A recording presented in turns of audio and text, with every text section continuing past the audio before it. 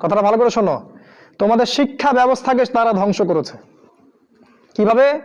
তুমি 25 বছর এই সেকুলার লাইনে পড়াশোনা করবা, 25টা সূরা তুমি শিখতে পারবা না, ইম্পসিবল। তুমি 25 বছর এদিকে পড়াশোনা করেছো, কিন্তু 25টা হাদিস তোমার জানা নাই, 25 জন সাহাবীর নাম তুমি বলতে পারবে না, তুমি রাসূলুল্লাহ সাল্লাল্লাহু আলাইহি ওয়াসাল্লামের জীবনী কখনো পড়ে দেখো নাই, ছুঁয়েও দেখো নাই, তার স্ত্রীদের নাম তোমার জানা নাই, 10 জন জান্নাতি সুসংবাদপ্রাপ্ত সাহাবীর নাম তোমার জানা নাই, কিন্তু তুমি এদিকে science, arts, commerce, physics, chemistry, biology, হাবি জাবি সব পড়ে শেষ করেছো, ইসলামের বেসিক নলেজ তুমি অর্জন করো নাই। এটা ওদের চক্রান্ত ছিল, শিক্ষা ব্যবস্থা দিয়ে তোমাদেরকে ইসলাম থেকে সরিয়ে দেয়া, এবং তারা সেখানে 100% সফল। এগুলো নিয়ে কথা বলার সময় যেহেতু আমাদের নাই, আমরা যেহেতু আমাদের ওই যে হাত বাঁধা, আমিন টামিন এইসব নিয়ে আমরা যে মারামারি কাটাকাটির মধ্যে আছি, এটাই হচ্ছে আমাদের বড় জিহাদ আমাদের, তাই না? এই জায়গায় কাজ করা উচিত ছিল। পক্ষান্তরে যারা মাদ্রাসায় পড়ছি আমরা, অত্যন্ত দুঃখজনক যে মাদ্রাসায় পড়ার পরেও আমরা সাম্প্রদায়িক হয়ে যাচ্ছি কেন জানি। নিজের বুঝ, নিজের দল, নিজের মাযহাব, নিজের তরিকার বাইরে আমরা আর চিন্তা করতে পারছি না। ইসলাম যে একটা প্রশস্ত সাগর, এখানে যে কত কি আছে এটা আমাদের জানা হচ্ছে না। একই সাথে কোরআন সুন্নাহ হাতে থাকার পরেও আমরা বিশ্বকে চ্যালেঞ্জ করতে পারছি না। আল্লাহ পাক বলেছেন, কোরআন আমি তোমার উপর নাজিল করেছি তিবিয়ানান লিকুল্লি শাই, এটা প্রত্যেকটা বিষয়ের ব্যাখ্যা। কিন্তু কোরআন থেকে আমরা পৃথিবীর সবকিছু এখন ব্যাখ্যা করতে পারি না।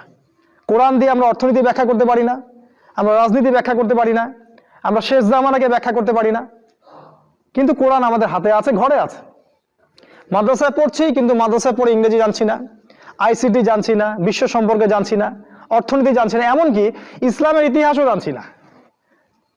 তাহলে এখানেও কিছু সমস্যা থেকে গেছে।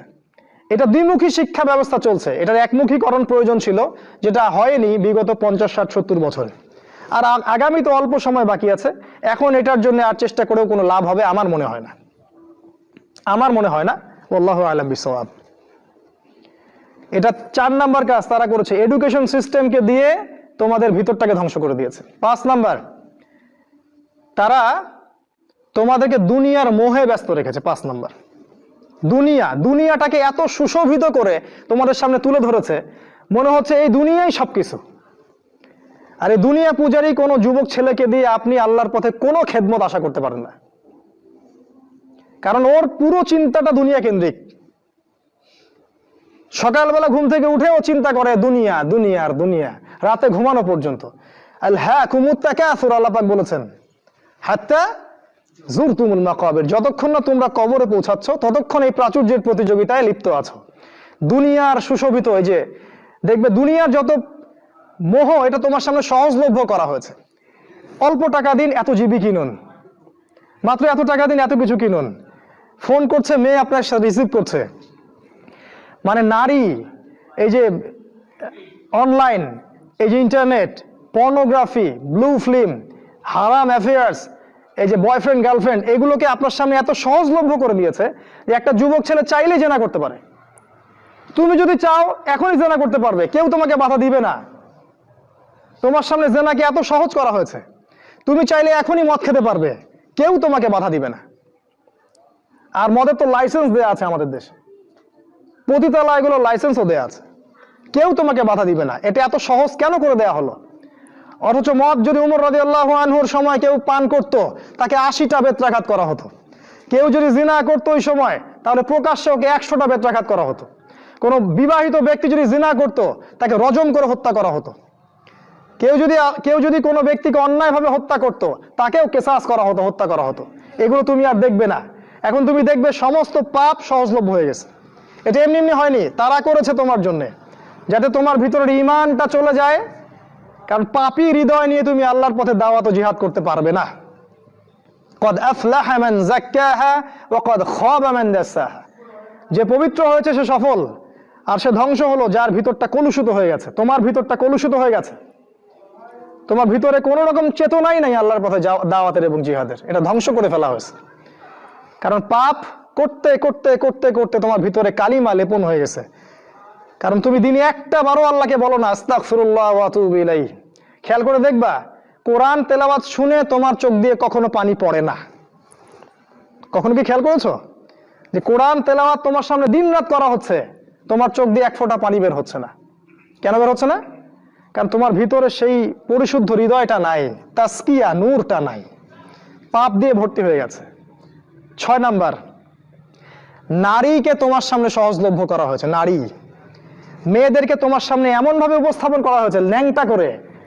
রাসূল সাল্লাল্লাহু আলাইহি ওয়াসাল্লাম বলেছিলেন যে শেষ জামানায় 2 শ্রেণীর মানুষ আসবে যাদেরকে আমি এখনো দেখি নাই। এক শ্রেণী হচ্ছে নিসাউন কাসিয়াতুন আরিয়া মুইলাতুন মামিলাত, মানে এমন এক শ্রেণীর মেয়ে বের হবে শেষ জামানায় যারা কাপড় পরেও ন্যাংটা হয়ে থাকবে।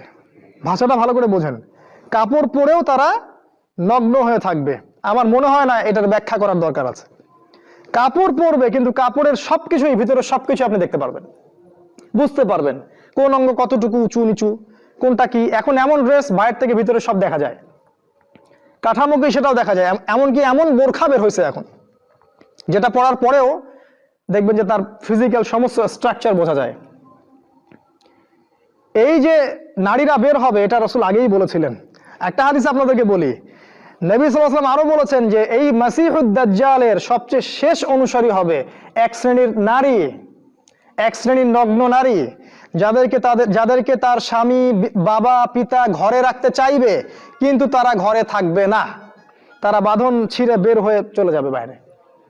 আবার বুঝাই, শেষ জামানায় মাসিহুদ দাজ্জালের অনুসারী হবে এক শ্রেণীর নারী যাদেরকে তাদের পিতা স্বামী ভাই ঘরে রাখতে চাইবে, তারা ঘরে থাকবে না। আপনি কি বুঝতে পারছেন তারা কারা? বর্তমান সময়ের এই ফ্যামিনিস্ট রেভলিউশন যারা করছে এরা সবাই দাজ্জালের অনুসারী। দাজ্জাল যখন বের হবে এরা সবাই তাকে অনুসরণ করবে, অবশ্যই করবে। একটা কোভিড-19 যদি সবাইকে একমুখী করে ফেলতে পারে, দাজ্জালের ফিতনা যে কত ভয়ঙ্কর হবে সেটা চিন্তাই করতে পারবেন না আপনি। একটা খালি হুঙ্কার যে মূর্তি স্থাপন হবেই, যে এর বিরোধিতা করবে তার বিরুদ্ধে রাষ্ট্রদ্রোহের মামলা দেওয়া হবে, সারা দেশের মানুষ ম্যাক্সিমামই এখন ওইদিকে অনুসরণ করছে। এই যদি অবস্থা, তাহলে দাজ্জাল যখন বের হবে তখন যে কোটি কোটি মানুষ তাকে অনুসরণ করবে না এটা কি কোনো গ্যারান্টি আছে? বরং কোটি কোটি মানুষই তাকে অনুসরণ করবে।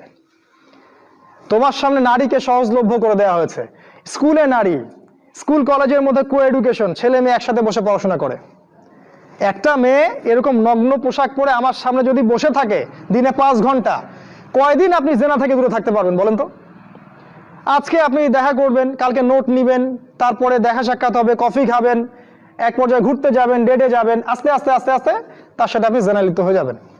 এর জন্য কি শুধু ছেলেটা দায়ী? এর জন্য কি শুধু ছেলেটাই দায়ী?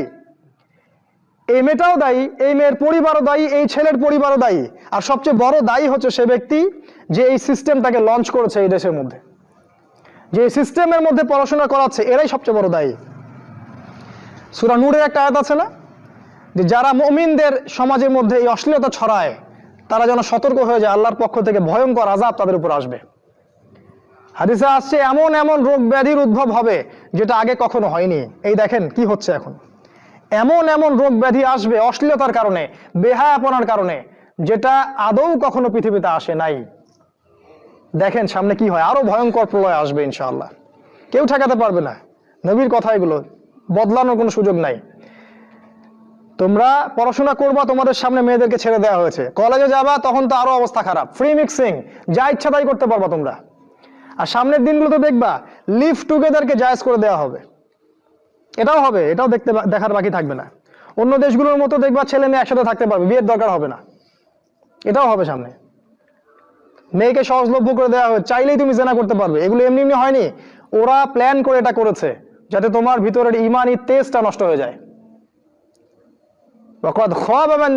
যার ইমানের তেজ থাকবে না ধ্বংস হয়ে যাবে সে। 7 নাম্বার, তোমার প্রতি তারা প্ল্যান করেছে আর একটা এরকম, যে তোমাকে ইসলামের মধ্যে যখন তুমি ইসলাম ফলো করতে চাইবা, কোনোভাবে যদি তুমি ইসলাম ফলো করতে চাও, তখন দেখবা ইসলামের মধ্যে এসে 1000টা দলাদলি, 1000টা। তখন তুমি কনফিউজড হয়ে যাবা যে কোথায় যাব আর কোথায় হক পাবো। যারা ইসলামপন্থী তাদের মাঝেও তারা এমন একটা চক্রান্ত করে দিয়েছে যাতে মুসলিমরা মুসলিমদের সাথে সারা জীবন মারামারি কাটাকাটি করতে থাকে। বাস্তবতা দেখেন তাই হচ্ছে। এভাবে তারা তোমাকে ওদের গোলাম বানানোর প্ল্যান করেছে। 8 নাম্বার, রিজিক, তোমাকে সারাদিন রিজিকের টেনশন দিয়ে রেখেছে ওরা। রিজিক নিয়ে প্রতিটা যুবক টেনশন, টেনশন আর টেনশন, কি করব, কি খাবো আর কি পড়বো, কি কবে চাকরি পাবো আর কি ব্যবসা করবো, সারাদিন রিজিকের টেনশন। এই যে দারিদ্রতার ভয় আর রিজিকের ভয় দিয়ে তারা তোমাকে আল্লাহর পথ থেকে সরিয়ে দিয়েছে। 9 নাম্বার, আমি খুব শর্ট করে বলছি, অনেক ডিটেলস সময় লাগবে বেশি বললে। 9 নাম্বার হচ্ছে যে তারা যেটা প্ল্যান করেছে যে তোমার রিজিকের মধ্যে তারা হারাম ঢুকিয়ে দিয়েছে। হারাম, তুমি যে সেক্টরেই যাবা রিজিকের সন্ধানে, সেখানে গিয়ে দেখবা হারাম সেখানে যুক্ত হয়ে আছে। হয় ঘুষ থাকবে, না হলে সুদ থাকবে, না হলে প্রতারণা থাকবে, অথবা অন্য কোনো এমন কিছু থাকবে যার মধ্য দিয়ে তোমাকে রিজিক অন্বেষণ করতে হবে। চাকরিগুলোর দিকে তাকান, এখন দেখেন কি অবস্থা। ঘুষ ছাড়া আপনি চাকরি পাবেন? এটাও বিশ্বাস করতে বলেন আমাকে। আমি তো পাইলাম না ফার্স্ট ক্লাস রেজাল্ট নিয়ে। ব্যবসা করতে যাবেন, সেখানেও দেখবেন এমন এমন সিস্টেম করে দিয়েছে, আপনি চাইলেও অনেক সময় হালাল ব্যবসা করতে পারবেন না। একটা হালাল পণ্যের ব্যবসা করবেন, সেখানেও হারাম তারা ঢুকিয়ে দিয়েছে। এগুলো এমনি এমনি হয়নি। আর 10 নম্বর একটা হচ্ছে যে ইসলামিক মানে জীবনের প্রতিটা ক্ষেত্রে, জীবনের প্রতিটা ক্ষেত্র বলতে বোঝাচ্ছি আপনার ব্যক্তি জীবন, আপনার সামাজিক জীবন, আপনার পরিবার, আপনার এই যে রাষ্ট্র, বিশ্ব, ইসলামের প্রতিটা ক্ষেত্রে যে একজন ব্যক্তি হবে আপনার আদর্শ, তিনি হচ্ছেন কে? মুহাম্মদ রাসূলুল্লাহ সাল্লাল্লাহু আলাইহি ওয়াসাল্লাম। এটা কার কথা? আমাদের কথা না আল্লাহর কথা? লাকাদ কানা লাকুম ফি রাসূলিল্লাহি উসওয়াতুন হাসানাহ। ওই উসওয়াতুন হাসানাহ যাকে আপনার উচিত ছিল ব্যক্তি, পরিবার, সমাজ, রাষ্ট্র সমস্ত জীবনে বাস্তবায়ন করার, এই উসওয়াতুল হাসানাহ তারা সরিয়ে দিয়েছে, দেয় নাই? এখন আপনার উসওয়াতুল হাসানাহ কার্ল মার্কস অথবা লেনিন অথবা স্টেলিন অথবা আব্রাহাম লিঙ্কন অথবা অমুক তমুক দার্শনিক, কেউ না কেউ। আপনি মুহাম্মদ সাল্লাল্লাহু আলাইহি ওয়াসাল্লামকে আর জীবনের সব ক্ষেত্রে নেতা হিসেবে গ্রহণ করতে চান না। কথা কি মিথ্যা বলেছি? আপনি হয়তো ইবাদত করছেন তার পদ্ধতিতে, তা আপনি অর্থনৈতিক জীবনে গিয়ে তার হেদায়েত মানছেন না। আপনি সামাজিক ক্ষেত্রে গিয়ে রাসূলের আদর্শ মানছেন না।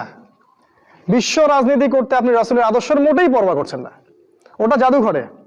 এই বিষয়গুলোতে আমরাই ভালো বুঝি। অপেক্ষা করতে থাকেন। জাস্ট আমার তো কিছু করার নাই, আমাদের তো কিছু বলারও নাই, আমরা তো মাজলুম এবং দুর্বল। আমরা শুধু এতটুকু বলবো, আপনি just wait until you reach your grave. আপনি যতক্ষণ পর্যন্ত আপনার কবরে পৌঁছান নাই, ওই পর্যন্ত অপেক্ষা করতে থাকেন। তারপরে দেখেন আপনার সাথে কি হয়। যখন ফেরেশতারা কলার ধরে তুলে প্রশ্ন করবে, মান হাযা রাজুল বুইসা ফীকুম, এই ব্যক্তি কে ছিল যাকে তোমাদের কাছে রাসূল করে পাঠানো হয়েছিল, তখন এরা কোশ্চিন কালেও বলতে পারবে না যে ইনি হচ্ছেন রাসূলুল্লাহ সাল্লাল্লাহু আলাইহি ওয়াসাল্লাম। বলে মা আদরি, আমি জানি না, লা আদরি, আমি জানি না। মানুষ কিছু বলতো, আমি শুনতাম। খুবই ভয়ঙ্কর জায়গা। একজন সাহাবীর নাম বলি, সাদ বিন মুয়াজ রাদিয়াল্লাহু আনহু। নাম শুনেছেন? তোমরা তো শোনো নাই মনে হয়। সাদ বিন মুয়াজ এত ভালোবাসতেন নবী তাকে যে তার মৃত্যুতে রাসূল সাল্লাল্লাহু আলাইহি ওয়াসাল্লাম এত কষ্ট পেয়েছিলেন। সাদ বিন মুয়াজ আনসার সাহাবী ছিলেন। তার একার দাওয়াতে প্রচেষ্টায় মদিনায় বহু মানুষ ইসলাম কবুল করেছিল। এই মানুষ খন্দকের যুদ্ধে তার গায়ে একটা তীর লাগে, প্রচুর রক্ত প্রবাহ হয় এবং তিনি মারা যান, শহীদ হয়ে যান। এই সাদ বিন মুয়াজের জানাজায় 70,000 ফেরেশতা অংশ নিয়েছিল এবং আল্লাহ রাব্বুল আলামিনের আরশ এই বান্দার মৃত্যুতে কেঁপে উঠেছিল। আপনাকে বলতে চাচ্ছি, এই সাদ বিন মুয়াজ রাদিয়াল্লাহু আনহুর কবরেও চাপা দেয়া হয়েছে, দুই দিক থেকে চাপা দেয়া হয়েছে। তিনি বলেছেন, রাসূল সাল্লাল্লাহু আলাইহি ওয়াসাল্লাম, যদি কোনো ব্যক্তির কবরে আযাব না হতো তাহলে সাদ বিন মুয়াজের কবরে আযাব হতো না। তার কবরেও প্রশ্ন হয়েছে এবং চাপ দেওয়া হয়েছে। কবরের জীবন কেমন করে আপনাকে বুঝাবো, কিভাবে বুঝাবো? আমাদের বুঝানোর কোনো ক্ষমতাই নাই। আজকে আপনি রাসূলের আদর্শকে পরোয়া করছেন না। কাল যখন আপনাকে রেখে আসা হবে ওই যে বিসমিল্লাহি আলা মিল্লাতি রাসূলিল্লাহ বলে, তখন বুঝবেন যে রাসূলের মিল্লাত কাকে বলে। আল্লাহ পাক আমাদেরকে উসওয়াতুল হাসানাহ নির্ধারণ করার তৌফিক দান করুন। উসওয়াতুল হাসানাহ হবে একজন ব্যক্তি, দ্বিতীয় কোনো ব্যক্তি না। তিনি হচ্ছেন আমাদের প্রিয় নবী মুহাম্মদুর রাসূলুল্লাহ সাল্লাল্লাহু আলাইহি ওয়াসাল্লাম। হ্যাঁ, এটা ঠিক যদি কোনো ব্যক্তির কথা রাসূলের কথার সাথে মিলে যায়, সে যেই হোক না কেন তার কথা মানতে আমরা প্রস্তুত ইনশাআল্লাহ। বরং ওই কথা মানাই আমাদের জন্য ফরজ। আর পৃথিবীর যে ব্যক্তি হোক না কেন, সে যত বড় নেতা হোক না কেন, যেই হোক না কেন, কারো কথা যদি নবীর কথার সাথে না মেলে, তাহলে সেই কথা মানতে আমরা মোটেও বাধ্য নই, বরং সেটাকে না মানাই হচ্ছে আপনার ইমানের দাবি। এই 10টা কাজ তারা করেছে, এছাড়া আরো কিছু কাজ করেছে, আজকে আমি অত বলার সময় পাচ্ছি না। এখন আপনার প্রতি নাসিহা হচ্ছে যে যদি আপনি চান যে আপনার যৌবন কালটাকে আপনি আল্লাহর পথে ব্যয় করবেন, দুনিয়াতেও সুখী হবেন, পরকালেও সুখী হবেন, তাহলে আপনার জন্য একটা হাদিস আমি পেশ করছি। নবী সাল্লাল্লাহু আলাইহি ওয়াসাল্লাম বলেছেন, কিয়ামতের মাঠে 7 শ্রেণীর মানুষকে আল্লাহ পাক আরশের ছায়ায় ছায়া দিবেন। তার মধ্যে 1 শ্রেণীর মানুষ হচ্ছে তারা যারা তাদের যৌবন কালটাকে আল্লাহর পথে ঢেলে দিয়েছে। আপনি কি চান কিয়ামতের মাঠে আল্লাহ আপনাকে আরশের ছায়া ছায়া দেখ? আমি এটা অনেক দিন বলছি হাদিসটা, যে কিয়ামতের মাঠে মানুষ যখন উঠবে তখন তাকে 5টা প্রশ্ন করা হবে। তোমার জীবন কোন কালে ব্যয় করেছো? তোমার যৌবন কোন কাজে ব্যয় করেছো? কোন পথে সম্পদ উপার্জন করেছো আর কোন পথে সম্পদ ব্যয় করেছো? আর জানা অনুযায়ী আমল করেছিলে কি না? এখানেও দেখেন, তোমার যৌবন কোন পথে ব্যয় করেছো আলাদা প্রশ্ন হবে। যদি আমরা যৌবন আল্লাহর পথে ব্যয় করতে পারি, আরশের ছায়া আপনি ছায়া পাবেন ইনশাআল্লাহ। আপনার নেতা হবে জান্নাতে হুসাইন রাদিয়াল্লাহু আনহু। এটা তো জানেন, তিনি হবেন জান্নাতে যুবকদের সর্দার।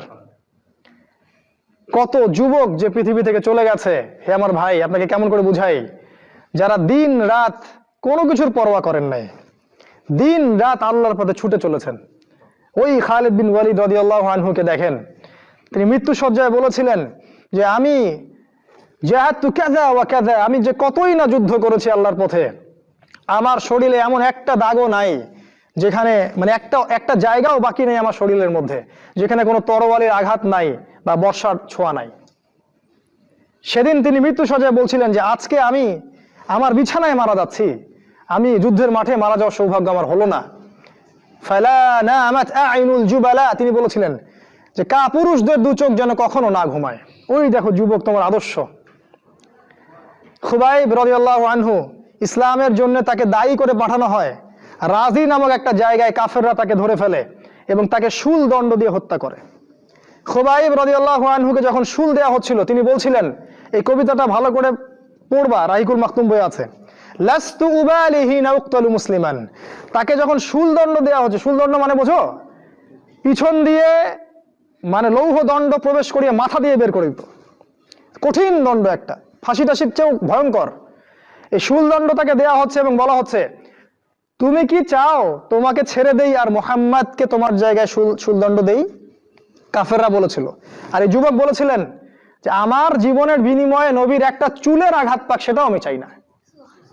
দোয়া করছে, আল্লাহ আমার মৃত্যুর সংবাদটা নবীকে পৌঁছে দিও। আল্লাহ পাক সেটা পৌঁছে দিলেন। রাসূল মদিনা থেকে খবর পেয়ে গেলেন যে খুবাইবকে হত্যা করা হয়েছে। তিনি তখন কবিতা আবৃত্তি করছিলেন যে লাস্তু উবালি হিনা উক্তালু মুসলিমান, আমি কোনো পরোয়াই করি না যখন আমাকে মুসলিম হিসেবে হত্যা করা হচ্ছে। আলা আই জামিন কানা লিল্লাহি মাসরাই, আমাকে যেদিকেই পাশ ফেরানো হোক না কেন সেটা আল্লাহর জন্যই। ওয়াযালিকাল ইলাহু ওয়া ইয়াশা, এবং তিনি হচ্ছেন এমন ইলাহ যিনি যদি চান, ইউবারিক আলা ফি কুল্লি শিলবি মিমাসা, তাহলে তিনি প্রত্যেকটা আমার গোশত টুকরা হাড্ডির মধ্যে বরকত দিতে পারবেন। এই কবিতা বলতে বলতে তার জান চলে যায়। এই যে তোমার আদর্শ, কখনো ভেবেছো তাদেরকে নিয়ে? তারা তোমাদের সুপার হিরো। আজকে ফ্যান্টাসির জগতে সুপার হিরো খুঁজে বেড়াও তোমরা রাসূলের আদর্শ গ্রহণ করার সৌভাগ্য হলো না। খালিদ বিন ওয়ালিদকে দেখতে পারলে না। ওমর ইবনুল খাত্তাব এমন বীর, যার সামনে 10 জন 15 জন কিছুই না, তরোয়াল নিয়ে বের হয়েছেন নবীকে হত্যা করবে। প্রতিমধ্যে শুনলেন কি, তার বোন ভগ্নিপতি ইসলাম কবুল করেছে। চললেন বোন আর ভগ্নিপতিকে আগে মারবো, তারপর নবীকে। সেখানে গিয়ে শুনলেন কোরআন তেলাওয়াত করা হচ্ছে, কান লাগিয়ে শুনলেন কি তেলাওয়াত করা হচ্ছে। জিজ্ঞাসা করলেন কি তেলাওয়াত করছো? তারা বলল যে আমরা কিছুই তেলাওয়াত করছিলাম না। তিনি মারধর শুরু করলেন। এক পর্যায়ে একটা কাগজ বের হয়ে আসলো, ওই যে নুসখা, সেখানে লেখা ছিল সূরা তাহা। সেই সূরা তাহার তিলাওয়াত শুনে পড়তে পড়তে পড়তে পড়তে তার চোখ দিয়ে দরদর করে পানি পড়তে লাগলো এবং তিনি বলতে লাগলেন, ইয়ানবাগি লিমান ইয়াকুলু হাদা আল্লা ইউবাদা মাআহু গায়রা, যে সত্তা এরকম কুরআন নাজিল করতে পারে উচিত হবে না যে তার সাথে কাউকে শরীক করা হোক। বললেন শাহিদতু আল্লা ইলাহা ইল্লাল্লাহ ওয়া আন্না মুহাম্মাদান রাসূলুল্লাহ, আমি সাক্ষ্য দিচ্ছি আল্লাহ ছাড়া কোনো মাবুদ নাই এবং মুহাম্মদ আল্লাহর রাসূল সাল্লাল্লাহু আলাইহি ওয়াসাল্লাম। খুযুনি ইলা রাসূলিল্লাহি ওয়া আসহাবিহি, আমাকে আল্লাহর রাসূল এবং সাহাবীদের কাছে নিয়ে চলো, আমি ইসলাম কবুল করব এখনই গিয়ে। সেখানে গিয়ে নবীকে বললেন, ইয়া রাসূলুল্লাহ, আমি জিতুকা উমিনু বিল্লাহি ওয়া রাসূলিহি, আমি আপনার কাছে এসেছি আল্লাহ এবং আপনার প্রতি ঈমানদার হয়েই এসেছি। ওয়া বিমা জিতা বিহি মিন ইনদিল্লাহ, আর আপনি আল্লাহর পক্ষ থেকে যা নিয়ে এসেছেন এই কোরআনের প্রতি ঈমানদার হয়েই আমি এসেছি এখানে। তিনি বললেন ওই সময় ওমর ইবনুল খাত্তাব যে ইয়া রাসূলুল্লাহ, আমরা কি হকের উপর নাই? আলাসনা আলাল হক ওয়া লাইসু আলাল বাতিল, আমরা কি হকের উপর নাই? মুশরিকরা কি বাতিলের উপর নাই? তাহলে আমরা কেন গোপনে গোপনে ইসলামের দাওয়াত দিব? আজকে থেকে প্রকাশ্যে ইসলামের দাওয়াত দিব। তখন থেকে ইসলাম প্রকাশ্যে দাওয়াত পেয়েছে, তার আগে পায়নি। তুমি ওমর হতে পারো না? একটা ছেলেকে দেখলাম অনলাইনে, আমি তাকে চিনি না, অনলাইনে একটা স্ট্যাটাস দেখেছিলাম খালি, ইসলামের পক্ষে কিছু একটা বলার কারণে তার একটা বড় পথ চলে গেছে, এবং সে স্ট্যাটাস দিয়েছে যে যদি একদিন বাঁচি সিংহের মতো বাঁচবো, তাও ধর্মকে আমি দলের কাছে বিক্রি করব না। মন থেকে দোয়া চলে আসলো ওর ওখানে। আমি কমেন্ট করেছি যে তোমাকে আল্লাহ ওমরের মতো কবুল করুক। হামজা বীর সাহাবী, যাকে উহুদের যুদ্ধে শহীদ করা হয়েছে, আবু জেহেল রাসূলকে চর মেরেছিল একটা। হামজা রাদিয়াল্লাহু আনহু যখন শুনেছেন আবু জেহেল রাসূলকে মেরেছে, সরাসরি আবু জেহেলের বাসায় ওকে গলার ধরে বের করে প্রচন্ড জোরে ঘুষি করে একটা মারা হলো। বলা হলো যে আমার ভাতিজা যে দিনের উপর আছে, আমিও সেই দিনের উপর আছি, রুদ্দাহা ইন ইসতাতা'তা, তোমার ক্ষমতা থাকলে আমাদেরকে ঠেকিয়ে দেখাও দেখি। তিনি রাসূলের কাছে গেলেন, বললেন ইয়া ইবনা আখি, হে আমার ভাতিজা, কুনতু আনসুরুকা বিল হামিয়া, আমি তোমাকে সাহায্য করতাম আত্মীয়তা সম্পর্কের কারণে, আলা নানসুরুকা লিল ইসলাম, আজকের দিন থেকে আমি ইসলামের জন্য তোমাকে সাহায্য করব। আশহাদু আল্লা ইলাহা ইল্লাল্লাহ ওয়া আন্নাকা রাসূলুল্লাহ, আমি সাক্ষ্য দিলাম যে আল্লাহ ছাড়া কোনো ইলাহ নাই, তুমি আল্লাহর রাসূল। এই যে ইসলামের শক্তি বাড়তে থাকলো তখন, তো তুমি হামজার মতো হতে পারো না? হামজা রাদিয়াল্লাহু আনহু উহুদের যুদ্ধে যখন করছিলেন, তার সামনে কোনো কাফের মুশরিক টিকতে পারে নাই। আমি তোমাকে বলিনি যে অস্ত্র নিয়ে এখন বের হয়ে যাও, কথা অন্যদিকে নিয়ে যাবা না, কথাটা অন্যদিকে ঘুরাবা না। এখন তো মিডিয়ার যুগ, কথা অন্যদিকে মানুষ ঘুরায় খুব সহজে। আমি বলেছি তোমার এই চেতনাটা নাই, তুমি হামজার মতো চেতনা ধারণ করতে পারো না, উমরের মতো চেতনা ধারণ করতে পারো না। অসংখ্য সাহাবী ছিলেন এরকম। মুসআব বিন উমাইর এত ধনী সাহাবী ছিলেন, যার আতরের খুশবু ছিল আরবের সবচেয়ে দামি আতরের খুশবু। ইসলাম কবুল করে সব ছেড়ে দিলেন, এক পোশাকে তাকে কবর দেওয়া হয়েছে উহুদের মাঠে। মানে তাকে যখন শহীদ করা হয়, তার দেহের মধ্যে এতগুলো তরবারির দাগ ছিল, তুমি কল্পনাও করতে পারবে না। এই সাহাবীকে রাসূল সাল্লাল্লাহু আলাইহি ওয়াসাল্লাম যখন দাফন করলেন, তাকে দাফন করার জন্য কোনো কাফন পাওয়া যাচ্ছিল না, ঘাস দিয়ে তাকে দাফন করা হয়েছে। এই হলো মুসআব বিন উমাইর রাদিয়াল্লাহু আনহু। কত সাহাবী চলে গেছেন এমন দুনিয়া থেকে, কত বীর যোদ্ধা চলে গেলেন পৃথিবী থেকে, কিন্তু আজ পর্যন্ত তোমাদের এই আদর্শগুলো তোমরা অর্জন করতে পারলে না।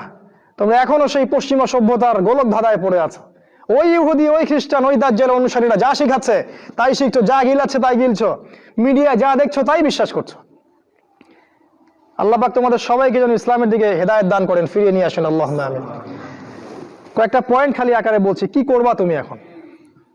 এক নাম্বার, তুমি তোমার জীবনের উদ্দেশ্যটাকে ফিক্স করো।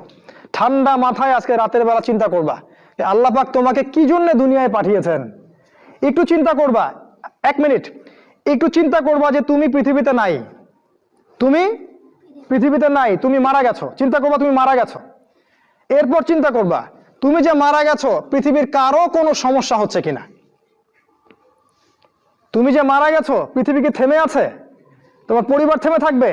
তোমার শিক্ষা, তোমার বন্ধু বান্ধব, তোমার আত্মীয় স্বজন কেউ থেমে থাকবে? কেউ থেমে থাকবে না। তুমি পৃথিবীতে থাকো বা না থাকো, কারো কিছু আসে যাবে না।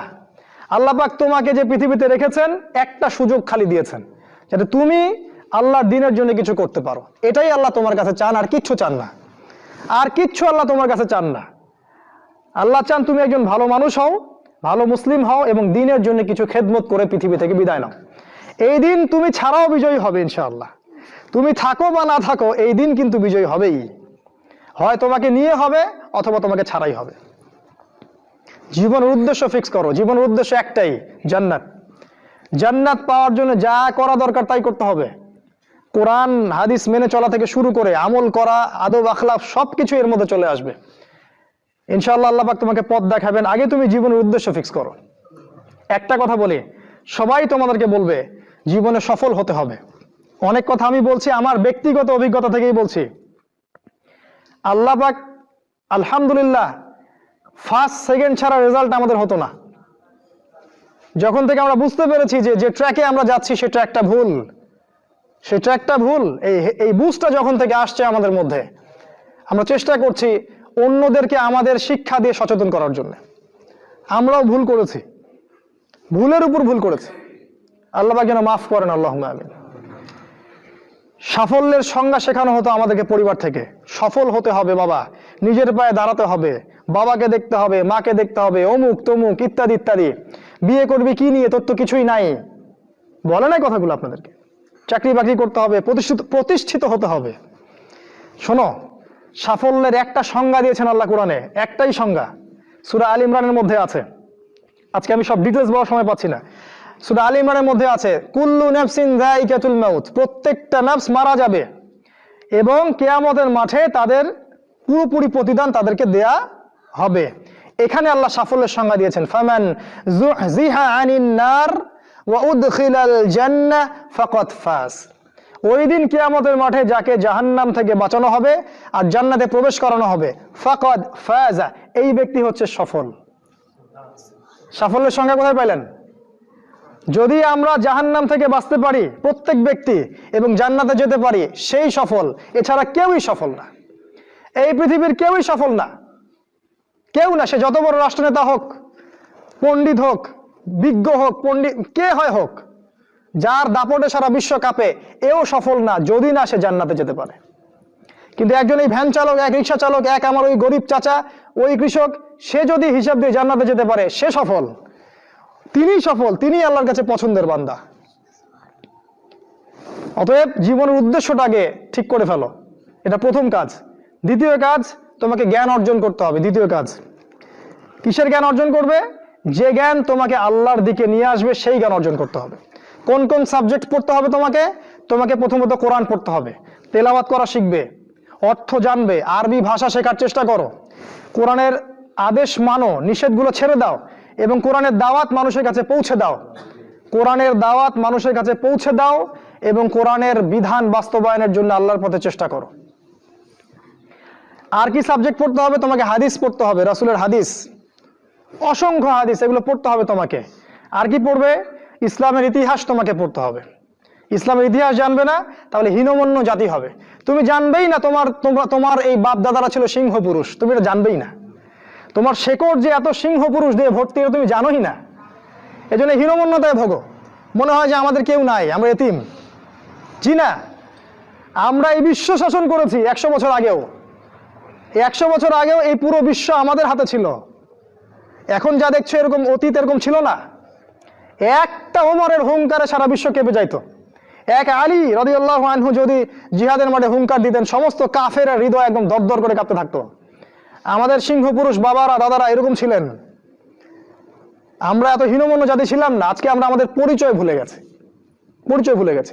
ইতিহাস পড়তে হবে তোমাকে। আর কি পড়তে হবে? ইসলামের অর্থনীতি পড়বে। অর্থনীতি জানো না, তুমি হালাল হারাম বুঝতে পারবে না। ওরা তোমার সাথে প্রতারণা করে এমন হারাম ঢুকিয়ে দিবে তুমি বুঝতেই পারবে না এটা হারাম ছিল। ইকোনমিক্স পড়তে হবে, খুব ইম্পর্টেন্ট সাবজেক্ট এই জামানার জন্য। আর কি পড়তে? পলিটিক্যাল সায়েন্স, এই বিশ্ব রাজনীতি সম্পর্কে পড়াশোনা করবে, এটা গুরুত্বপূর্ণ সাবজেক্ট। এছাড়া জেনারেল লাইনে যে পড়াশোনাগুলো করছো এগুলো ভালো, আমি এগুলো পড়তে নিষেধ করিনি। আমি বলেছি এগুলোর শিকড়টা হবে ইসলামিক। তুমি ডাক্তার হও আর ইঞ্জিনিয়ার হও আর কি হও, এটাতে আমাদের কোনো আপত্তি নাই। শিকড়টা হতে হবে ইসলামিক, কোরআন এবং সুন্নাহ ভিত্তিক। আর একটা সাবজেক্ট পড়বে ফিকহ। ফিকহ যদি না পড়ো তাহলে কি হবে জানো? তাহলে নফল মুস্তাহাব আমলগুলো নিয়ে মারামারি কাটাকাটি করে ফরজ ঐক্য নষ্ট করে ফেলবা। এখনকার দেখো না যে অল্প কিছু পড়াশোনা করে, 2 পাতা পড়াশোনা করে দায়ী হয়ে গেছে একেবারে। কোরআনটা ঠিক মতো পড়তে পারে না, কোরআনটা রিডিং ঠিক মতো পড়তে পারে না, বড় বড় ফতোয়া দিয়ে বেড়াচ্ছে, ওইটা হালাল ওইটা হারাম, ওইটা অমুকের এই নাই অমুকের সেই নাই। হচ্ছে না এটা? এটা ফিকহ না জানার কারণে হচ্ছে। ফিকহের বুঝ কঠিন বুঝ, গভীর বুঝ, এই জন্য ইমাম আবু হানিফা থেকে শুরু করে যত ফকিহ ছিলেন সবাইকে ভক্তি শ্রদ্ধা সম্মান করতে শিখো। ফিকহটা অনেক কঠিন একটা জিনিস, আমরা তো এখানে সমালোচনা বেশি করতে চাই, এটা ঠিক না। এই ফিকহের জ্ঞান না থাকলে তুমি কোনটা ফরজ, কোনটাকে বেশি গুরুত্ব দেওয়া লাগবে, কোনটা নফল, কোনটাকে মুস্তাহাব, কোনটা ওয়াজিব পর্যায়ের, কোনটা সুন্নতে মুআক্কাদা, কোনটা কি সব বুঝতে পারবে না। আর না বুঝতে পারলে তুমি কি করবা, যে বিষয়ে ছাড় দেয়া যেত সেটাকে ছাড় না দিয়ে তুমি বড় বড় জিনিসগুলোকে ভেঙে ফেলবা। খেয়াল করে দেখবেন ছোট ছোট মাসআলাগুলোকে নিয়ে, যেগুলো ইখতিলাফি মাসআলা, যেগুলো নিয়ে সাহাবায়ে কেরামদের মধ্যে দ্বিমত ছিল, এগুলোকে নিয়ে বাংলাদেশে শত শত দল হয়ে গেছে, হয় নাই? কোন দল কি বলেছে আল্লাহ নাই? কোন দল বলে যে রাসূল নাই, কোরআন নাই, আমাদের কেবলা আলাদা, এটা বলে? সবার আল্লাহ এক, রাসূল এক, কেবলা এক, কোরআন এক, সুন্নাহ এক, সব এক। তাহলে এতগুলো দল কেন হলো? ওই যে সংকীর্ণ মানসিকতা এবং এই ফিকহের বুঝ না থাকার কারণে হয়েছে। তাই ফিকহটা পড়বে, না হলে তোমার দ্বারা উপকার না হয় উম্মার ক্ষতি হয়ে যাবে, তোমার দ্বারা উপকার না হয় উম্মার ক্ষতি হয়ে যাবে। আর দু একটা সাবজেক্ট বলছি, জিও পলিটিক্স, ভূ রাজনৈতিক প্রেক্ষাপটটা পড়তে হবে তোমাকে। এর সাথে একটা সাবজেক্ট অবশ্যই পড়বে রাসূলুল্লাহ সাল্লাল্লাহু আলাইহি ওয়াসাল্লামের জীবনী। এই কয়েকটা সাবজেক্ট যদি পড়তে পারো, শেষ জামানায় ইনশাআল্লাহ আল্লাহ পাক তোমার হাতে পতাকা দিবেন এবং তুমি আল্লাহর দ্বীনের পতাকা বহন করবে ইনশাআল্লাহ। জ্ঞান নাই, কিচ্ছু করতে পারবে না। যদি তুমি জ্ঞান অর্জন করতে না পারো, তুমি বাতিলের মোকাবেলা করতে পারবে না। এখনকার যুদ্ধটা অস্ত্রের যুদ্ধ না, এখনকার যুদ্ধ জ্ঞানের যুদ্ধ। তুমি ওদের সাথে অস্ত্রের যুদ্ধ করে পারবে না, এখনকার যুদ্ধটা জ্ঞানের যুদ্ধ। ওটাও আসবে সামনে, যখন ইমামুল মাহদী আসবেন, সারা বিশ্ব জুড়ে মালহামা শুরু হবে, তখন মহাযুদ্ধ। এই ফিজিক্যাল স্ট্রেংথ নিয়ে, মেন্টাল স্ট্রেংথ নিয়ে, ইমানের স্ট্রেংথ নিয়ে পারবে না। জ্ঞান অর্জন করো, কারণ রাসূল সাল্লাল্লাহু আলাইহি ওয়াসাল্লামকে প্রথম আল্লাহ আদেশ করেছেন ইকরা, পড়ুন পড়ুন পড়ুন। জ্ঞান নাই, সমাজ সংস্কার করতে পারবে না। এটা 2। 3 নাম্বার হচ্ছে জ্ঞান অনুযায়ী আমল করতে শেখো দ্রুত। যতটুকু জানলা আমল করতে শেখো, আগামীকালের জন্য ফেলে রাখবে না।